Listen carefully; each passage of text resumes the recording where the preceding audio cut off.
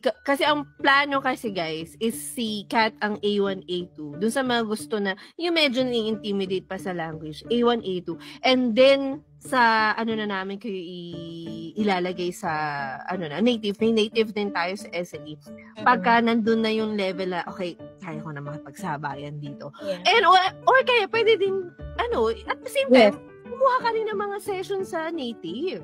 Diba? Yeah, it's really up to the student, no? So, hindi to force na dapat nasa Pinoy ka. It's really up to you. If you think na gusto mong ma-challenge, talaga na makipagsabayan sa native, go for it. You know, we will not limit you sa progress ninyo.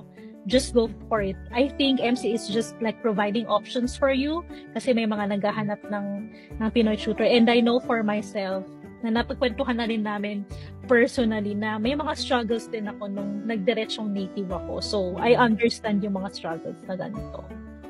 Ayun. So, guys, kung interested kayo to join the class with Kat, then connect with us. I will be leaving the link in the description box. And you can attend, and I'll send you the demo ni Kat kung paano ba yung class niya, ano may matutunan mo sa A1, A2.